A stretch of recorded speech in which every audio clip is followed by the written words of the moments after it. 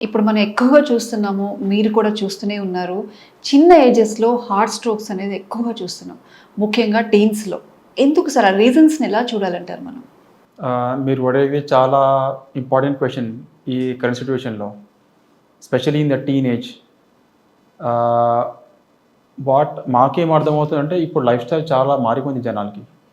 ఇప్పుడు జనాలు మీరు చూస్తా ఉంటే 16, 17 ఏజెస్‌లో they start smoking, start taking alcohol, start taking drugs. They are getting diabetes very early. BP కూడా చాలా తొందరగా వచ్చేస్తున్నాయి వాళ్ళకి ఇప్పుడు చిన్న వయసులో. They are having a bad lifestyle. Exercise చేయకపోవడం, ఓన్లీ ఇండోర్ గేమ్స్ ఆడడం కానీ, ఇంట్లో కూర్చోవడం కానీ, ఫిజికల్ యాక్టివిటీస్ అసలు లేకపోవడం కానీ, బయట ఫుడ్ అసలు ఎక్కువ తినేస్తున్నారు జనాలు. ఇంట్లో ఫుడ్ జనాలు అవాయిడ్ చేస్తున్నారు. అండ్ బయట ఫుడ్‌కి ప్రిఫర్ చేస్తున్నారు. బయట మళ్ళీ ఫుడ్‌లో అడల్టరేషన్స్ కానీ, ఇది కానీ. So, all these things put together cause problems in very young ages now. So, ఇవన్నీ ప్రతి ఒక్క ఫ్యాక్టర్ కలిపి మనం ఒక కారుకు 4 టైర్స్ అనుకుంటాం. మనకి 4 టైర్స్ ఇంపార్టెంట్. సో, ప్రతి ఒక్క ఫ్యాక్టర్ ఒక టైర్ అనుకోవచ్చు మనం. నలుగురు కలిపి మనకి ప్రాబ్లమ్స్ పెరుగుతున్నాయి చిన్న వయసులో కూడా. So, that is important to control now. Okay. అంటే సార్ దేనికైనా కూడా ఒక సింప్టమ్స్ అనేది మనకి ముందుగా కొన్ని సింప్టమ్స్ చూపిస్తూ ఉంటుంది. కానీ ఈ టీనేజర్స్‌లో మనం చూసుకుంటే వాటర్ తాగుతూ స్ట్రోక్ వచ్చి పడిపోయిన వారున్నారు. డాన్స్ చేస్తూ పడిపోయిన వారున్నారు. సింగింగ్ చేస్తూ హార్ట్ స్ట్రోక్ వచ్చి అక్కడికక్కడ చనిపోయిన వాళ్ళని మనం చూస్తున్నాం.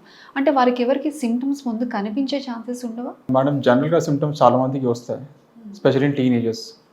సింప్టమ్స్ లేకపోవడం అంటే దేర్ ఆర్ 3, 4 రీజన్స్ అంటాం మనం.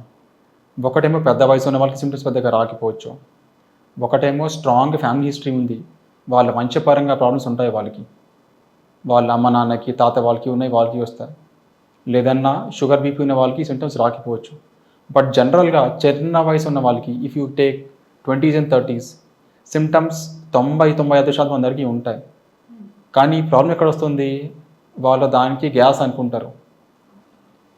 వాళ్ళకి చెస్ట్ పెయిన్ అనేది పెద్దగా కనపడకపోవచ్చు. దే మే ఫీల్ ఛాతీలో మంట వస్తున్నట్టు, గ్యాస్ వస్తున్నట్టు ఫీల్ అవుతుంది.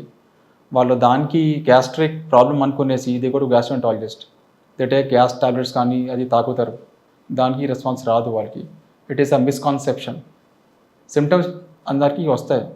బట్ వాళ్ళకి తెలీదు డాక్టర్ ప్రాపర్‌గా ఐడెంటిఫై దగ్గర. చేయలేకపోతున్నారు. That is the main problem now. Sir ఇప్పుడు మీరు చెప్పినట్లుగా హార్ట్ స్ట్రోక్ అంటే హార్ట్‌లో పెయిన్ మాత్రమే వస్తుందా? అదర్ దాన్ దట్ సింప్టమ్స్ ఏ విధంగా ఉంటాయి? అంటే చెస్ట్ పెయిన్ అనేది చాలా కామన్. ఛాతీ నొప్పి వచ్చిందంటే గుండె సోకే ఛాన్సెస్ చాలా మందికి ఉంటాయన్నమాట. Stroke is a problem. It's called as myocardial infarction. అంటే మన గుండె చెడిపోవడం జరుగుతుంది మనకి.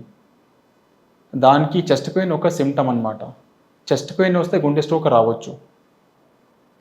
సో, చెస్ట్ పెయిన్ వచ్చిన తర్వాత మీరు ఒకసారి డాక్టర్స్ని కలవడం, ప్రెవెనెంట్‌గా కార్డియాలజిస్ట్‌ని పోయి కలవడం, పరీక్షలు చేయించుకోవడం, ఇవి మీరు చేసుకోవాలి టు ఐడెంటిఫై. ఇప్పుడు కొంతమందికి స్ట్రోక్ రాకముందు మార్నింగ్ సిగ్నల్స్ లాగా వస్తాయన్నమాట. It is called as angina. So, angina వస్తున్నప్పుడు మనం పోయి పరీక్ష చేయించుకుంటే మనకి గుండె స్ట్రోక్ రాదు. మనం కరెక్ట్‌గా టైంకి ట్రీట్మెంట్ తీసుకుంటే they will be all fine అనమాట. So, chest pain is a symptom. Heart stroke is the problem, underlying problem. Okay.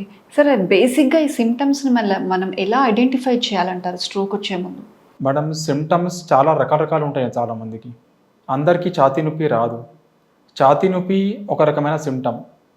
100 మందిలో ఒక 50% మందికి జనరల్‌గా చెస్ట్ పెయిన్ వస్తది. చెస్ట్ పెయిన్ అంటే మొత్తం చెస్ట్ పెయిన్ రాదు జనాలకి. మన నోటి నుంచి నాభి దాకా, నోటి అంటే ఈ లెవెల్, నాభి అంటే ఈ లెవెల్.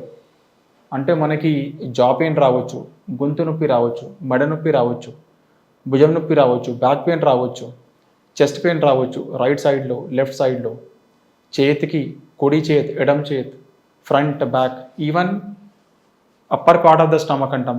పైన భాగం కడుపుది కూడా నొప్పి రావచ్చు. ఇది అన్నీ are taken as chest pain అనుకుంటాం మనం. కానీ జనాలు ఏమనుకుంటారు, నాకు కుడి చేతి నొప్పి ఉంది, they don't take it significant. లేదంటే గొంతు నొప్పి వచ్చింది, they may not take it significant. So, chest pain has various kinds of presentations అనమాట. ఇంకా చెస్ట్ పెయిన్ కాకుండా చాలామందికి చక్కర రావడం, కొంతమందికి ఆయాసం రావడం, కొంతమందికి ఏమో గుండె దడ వస్తుంది చాలా వాటికి. So this is called as palpitation అంటాం మనం. సో చెస్ట్ పెయిన్ కాకుండా ఆయాసం రావచ్చు, వాళ్ళు చక్కర వచ్చి కళ్ళు తిరిగి పడిపోవచ్చు, లేదంటే వాళ్ళకి కొంచెం దడ రావచ్చు. సో 4-5 రకమైన సిమ్టమ్స్ వస్తాయి వాళ్ళకి. ఈ సిమ్టమ్స్ వచ్చినప్పుడు they have to consult doctor.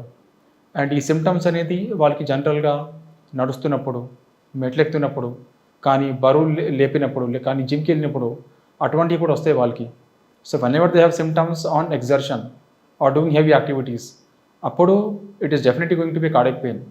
So there they should take medical attention immediately.